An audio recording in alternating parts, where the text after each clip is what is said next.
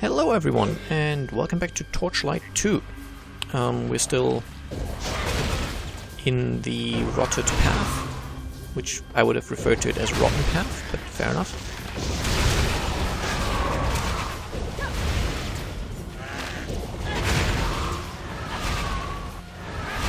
There we go. Your pet is badly wounded. Yeah, my pet is dying quite a bit. It would have much more survivability if I'd gone with some upgrades for my pet, but I just, as I said, I never bothered trying to get them.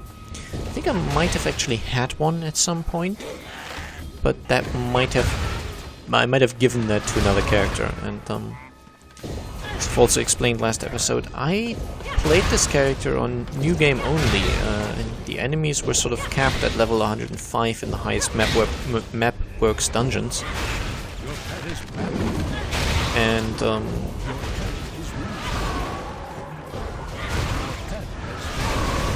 I keep getting that message about my pet being wounded, but I don't care.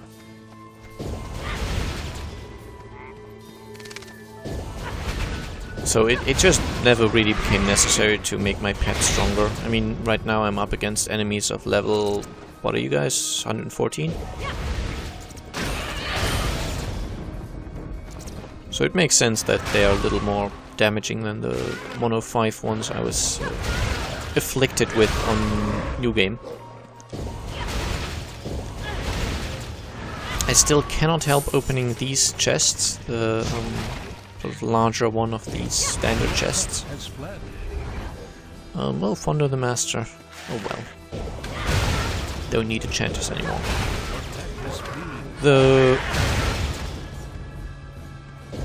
The reason I always go for these is that's what I farmed to get the Skulls of Limoini. Something. Oh, there we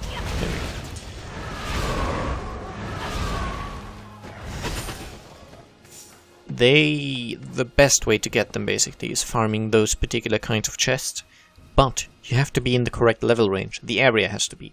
So you yourself can be level 100, but the chest has to spawn in an area of, I think, level 55 to 62 it was? Ish? Maybe I might have gotten those, maybe it's 52 to 65. Somewhere around that anyway. So, the way you do is you go to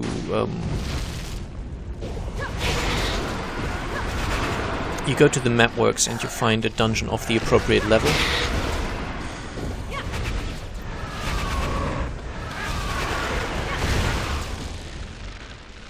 I think these might be set pieces.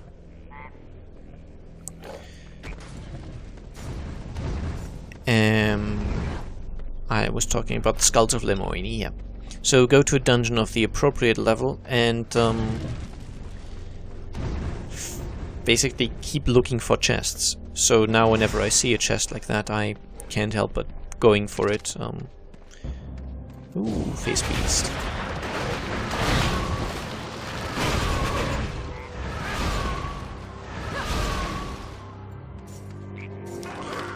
I will most certainly go through that portal, but I love the range on Hailstorm as well. It can go wherever you want it to go, basically. Pretty nice. Anyway, let's try the face portal. I may have said this before, but if you're playing a hardcore character, do not go into face portals. Just don't. Really, really, really, really bad idea. I have to defeat the witches. Well, where are the witches? Am I just having to deal with random spawns first before they pop up? You're a witch.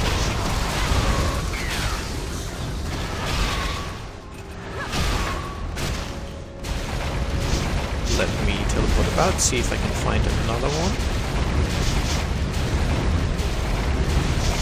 See what I mean about this being the highest, best form of mobility in the game. The Frost Face, it's just really, really, really powerful.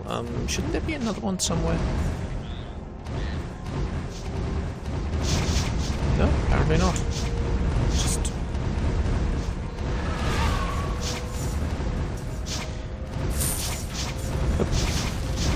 And yeah, those phase challenges, for example, they often contain the chests that you like as well for the Skulls of the Moini. But I did not actually farm those. Again, you have to be in the right level range, or the area has to be rather. And for the skulls, you would have to farm them in New Game Plus. So, New Game, the area where you get the most chests, which is a certain Phase Beast challenge, that would be too low of a level, and in New Game Plus and beyond, it would be too high of a level. So, yeah, the way to go is basically New Game Plus. But I didn't do that, I went for random dungeons, and you know, the Mapworks dungeons, I haven't shown you those yet, I will eventually. You only get to them at the end of the game, that's why I haven't shown them to you yet. But basically, they tell you what tile set you are going to get. And in each tile set there's sort of certain locations where there's hidden rooms. And eventually you just know tile sets so well that you know in this tile set hidden rooms will always look like this, for example. And you know the tile set so well that you kind of, without even really thinking about it, you know where to go to find the hidden rooms, which often contain these chests. Also, I don't think I can tank them for very long, I'm afraid, but these werewolves that spawn out of the side here from time to time, I really like how they look. These are just fetishes and bracken witches. They're a little annoying, but you can see them up here. See? You also get them in the loading screens. No, you get them in the main menu sometimes. But you can see the guy up here on the chimney. I really like how they were designed. Sadly, he disappears if you move in a strange direction.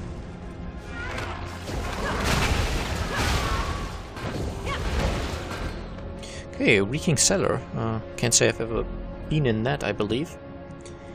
I actually haven't played much New Game Plus or Beyond, and certain dungeons were added in those that don't appear at in New Game.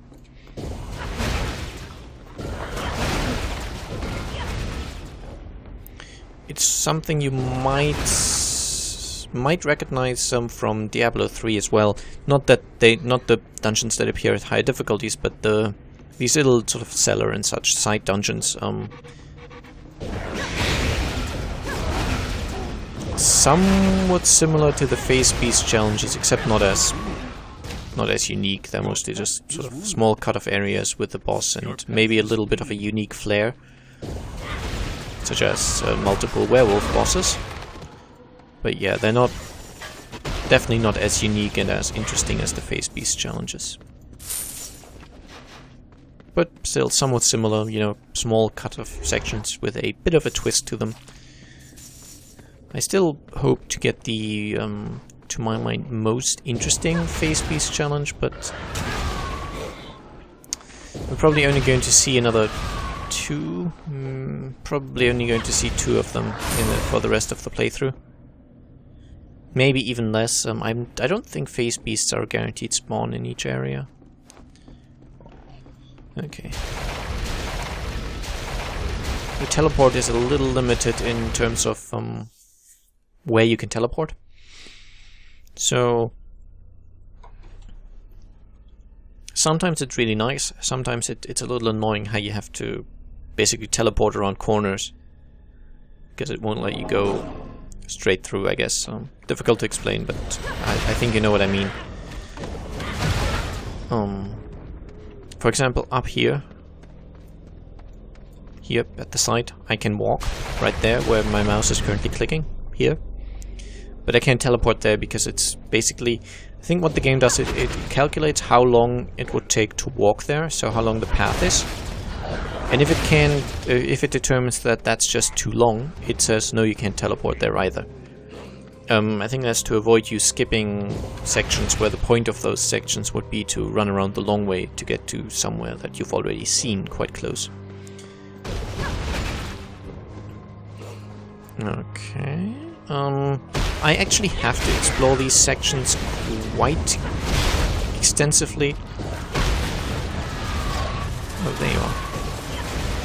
because there's a certain certain event that I need to trigger for the final robot piece. Having recently played through this game again on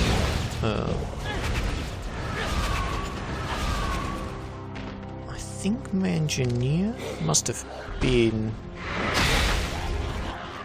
Yeah, anyway, I am now again reasonably aware of the position of the final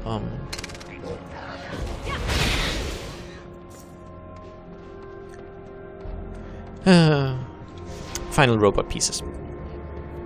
Let's go back to the Imperial camp.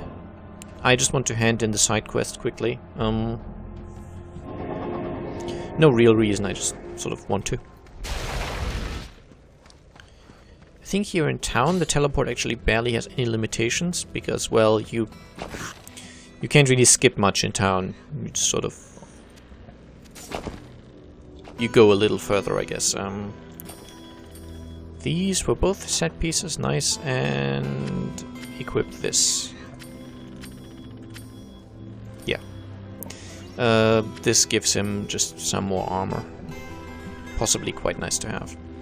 And it should be noted that even though my pet has such lousy equipment, I barely gave him anything useful, his resistances, his elemental armor, except for fire armor, is still higher than all of mine. He has more physical armor, more ice armor, fire, much more electric, and a ton more poison. It's actually kind of annoying that the way my character is built, I just don't have any items that give nice poison armor, so my poison armor is ridiculously low. And Act 3, as you might have imagined, is obviously the act where you get lots of poison damage, just sort of because it fits with the theme. Act 1 tends to be ice damage. Act 2 in the desert, it's more fire and electric damage with the machinery of the Ezro here later on. And this act here, because it has all this sort of nature, foresty stuff in it, you get a lot of poison damage. So, yeah. I hope this is not too boring. I mean, I'm sort of face rolling through everything here and just... it's not very challenging. I guess if I wanted a challenge I should have moved to New Game +5 or maybe +6 even. I think it keeps scaling up to +... I think it keeps scaling up to +6, maybe +7. I might be wrong on that, however. Definitely don't quote me. I actually believe I don't need to go through so much trouble in this section exploring everything, but I did find the locked chest. I wouldn't mind finding the bitter sprite.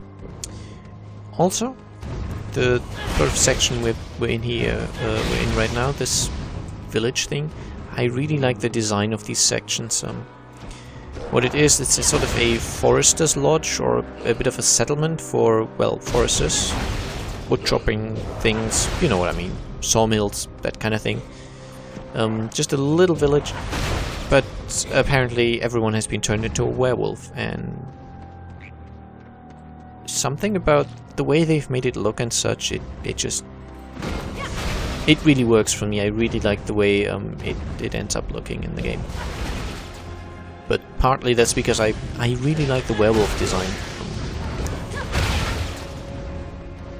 I know it's sort of a pixel shading, cell shading, comic-y look that these games, that both Torchlight 1 and Torchlight 2 have, but I don't mind. I really quite like it. I don't so much insist on the sort of really gloomy look of Diablo 3. I mean, Diablo 3, it's not even the most gloomy of areas, but you know what I mean. It's a lot darker and grittier and definitely less colorful than this game. It's still more colorful than Diablo 2, but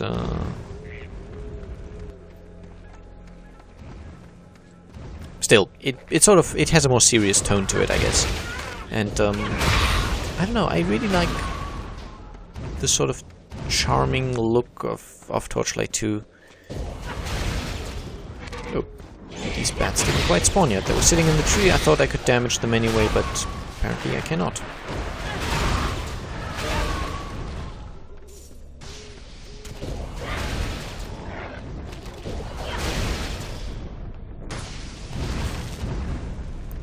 Yeah, basically I really enjoy the look of these games.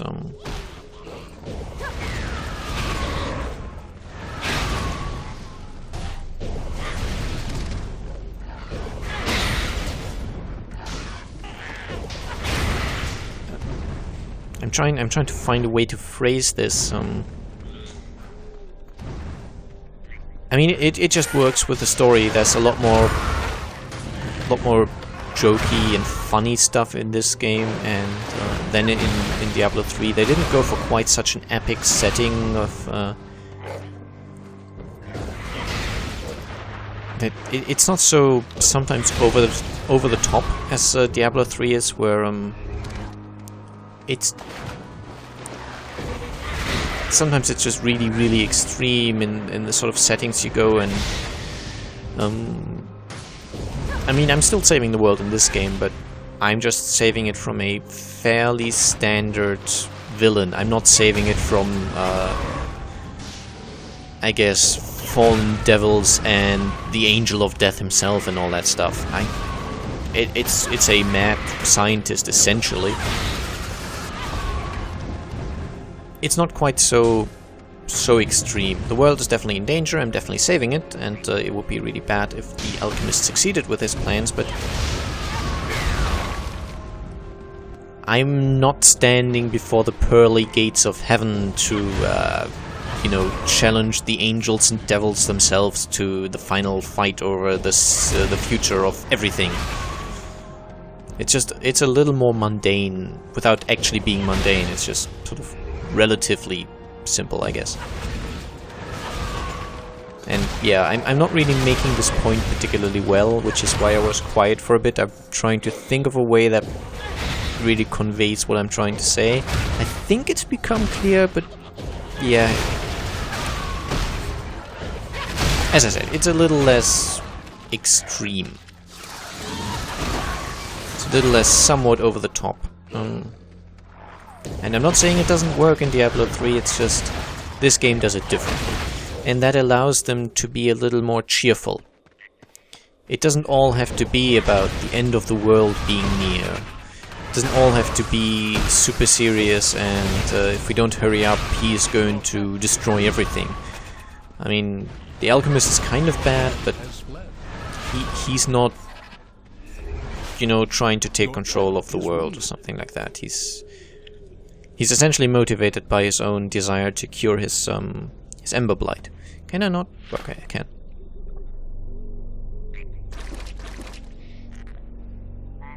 Mysterious gloves, cool.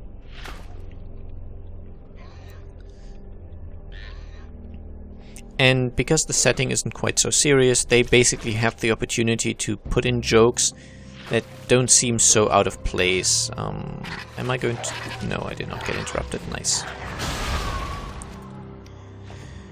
Mysterious gloves, post-turn gauntlets. Nice melee weapon damage bonus, but not for this character at least. And because they can do less serious things and more funny things, they just... I'd say they have more things they can do with their character and enemy design. They can totally do a character, for example, they could. I don't believe they really did anything along those lines, but... Oh, no, that's... set piece. But they can do funny characters. Sort of like... compared to Borderlands 2, where you have some characters which are mysterious and serious and sort of... somewhat a bit dark in terms of the backstory and such, but They can also put in things like Gage, who just her backstory and sort of character design, they're more funny than serious. I mean, yes, that arguably the whole game isn't particularly serious, but that allows them to, if you really want to, they can make a character that's got a serious and dark backstory. I mean, in Borderlands 2 that would work, and similarly in Torchlight you could have some nasty and serious stuff if you wanted it. I don't think they did, but they could have, essentially. It wouldn't have broken immersion too much if they put in something dark and serious. If they'd done that in Diablo 3, if they put in something just hilariously funny, in the mainstream... Oh, this is what I wanted, by the way, the golden crab. Okay, should have maybe shown you that, but if you take too long killing it, it despawns, so... Yeah, it almost always drops a golden coin. I've seen it not drop it, which is why I say almost always. I used to think always. It's not the case. I've seen occasions where the golden crab did not drop the lucky coin. If I get it again, I'll show you more clearly, but it basically has a crown on top of its shell. It looks quite cool. Yep, you can sort of see. And so I guess the point I was trying to get to, but took me really long to make it, is that because of its less serious setting, they can have more funny and more colorful enemy designs, which gives them more to play with. If a developer in Diablo 3 came up with a really cool enemy design that's sort of funny, I don't know, some kind of Joker-like character, you know, throwing around playing cards as his attack or something like that. Nope, they couldn't really do that because it wouldn't fit in with the world. In this game, they totally could. But if they wanted to make a serious character, like, let's just take a random Diablo class and let's take the Witch Doctor. You know, faraway country, spirits and such. I mean, some funny lines, of course, but not really by himself a funny character. Oh, that's the golden key. They could have totally put something like that into Torchlight 2. No problem. Okay, let's talk to Jessa. So we have to find the fate of Jessa's father within the rotting crypt.